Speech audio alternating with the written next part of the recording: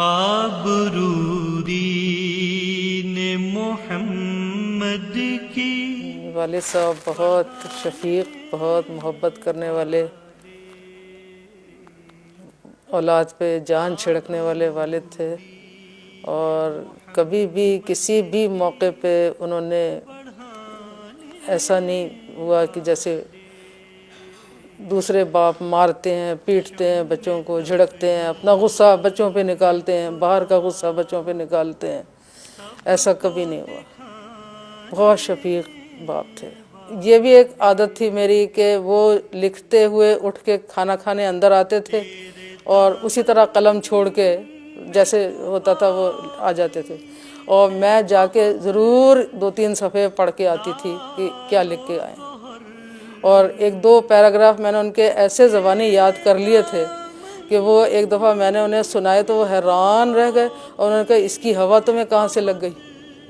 یہ تو میں نے ابھی لکھا ہے، یہ تو چھپا بھی نہیں۔ تو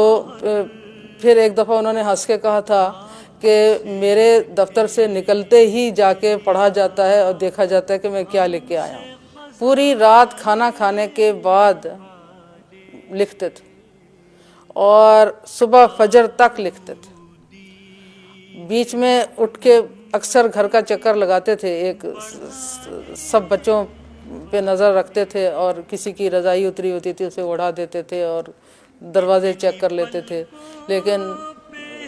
بالعموم عشاء کی نماز کے بعد کھانا کھا کے اور پھر وہ صبح تک فجر تک لکھتے تھے۔ فجر کی نماز پڑھ کے لیٹتے تھے اور 8 بجے پھر لکھنے کی میز پہ موجود ہوتے تھے۔ یہ اس میں کبھی ہم نے کوئی فرق نہیں دیکھا۔ اور آخر عمر میں جب بہت جوڑوں کی تکلیف ہوئی تو انہوں نے یہی بات کہی کہ اب میری ہڈیاں مجھ سے انتقام لے رہی ہیں، اب میرا جسم مجھ سے بدلہ لے رہا ہے۔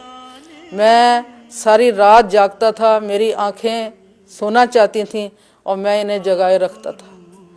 میری ہڈیاں آرام کرنا چاہتی تھیں، میرا جسم، میری کمر آرام کرنا چاہتی تھی، اور میں بیٹھا لکھتا رہتا تھا، اور اب یہ آنکھیں مجھ سے انتقام لے رہی ہیں، میں سونا چاہتا ہوں اور ان کو جاگنے کی عادت پڑ گئی ہے، میرا دماغ مجھ سے بدلہ لے رہا ہے،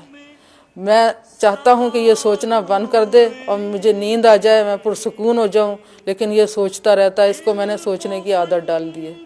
اور یہ ہڈیاں آرام کے لیے ترستی رہیں اور میں نے انہیں آرام نہیں دیا، اور اب یہ مجھ سے انتقام لے رہی ہیں۔ یہ انہیں بڑی حسرت تھی کہ وہ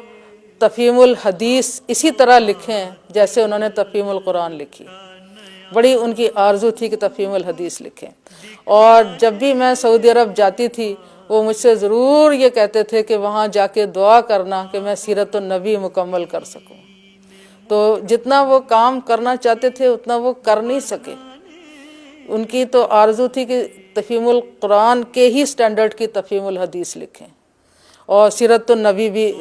مکمل کریں۔ فلسطینی کہتے تھے کہ اگر کسی نے فلسطین کے کاز کے لیے بڑے خلوص سے اور محبت سے کام کیا ہے تو وہ شیخ مودودی ہیں۔ اسی طرح سے جو مصری تھے وہ اخوان المسلمون کے، وہ بے حد عزت کرتے تھے اور بے حد قدر کرتے تھے،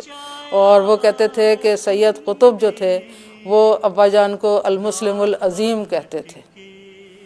اور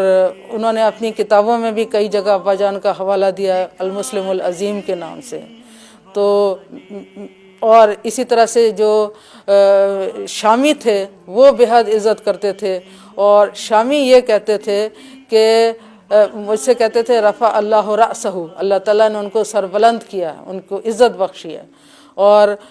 شامیوں نے مجھے کہا کہ ایک بار تم دمشق آ کے تو دیکھو کہ تمہارے باپ کو اللہ تعالیٰ نے کیا مقام دیا ہے۔ تب جا کے مجھے پہلی بار پتہ چلا کہ میرے والد کا کیا مقام ہے۔ وہ علم کا سمندر تھے،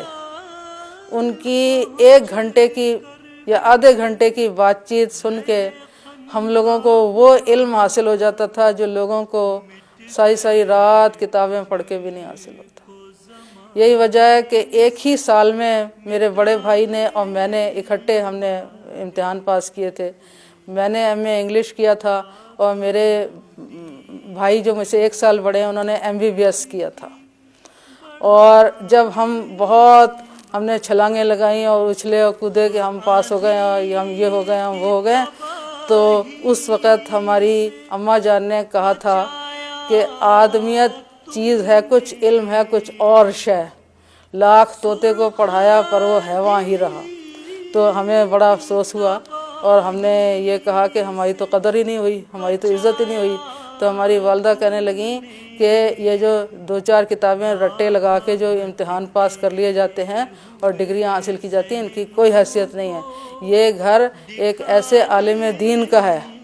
کہ ان جیسے صدی میں 2-4 پیدا ہوتے ہیں۔ آبرو دین محمد کی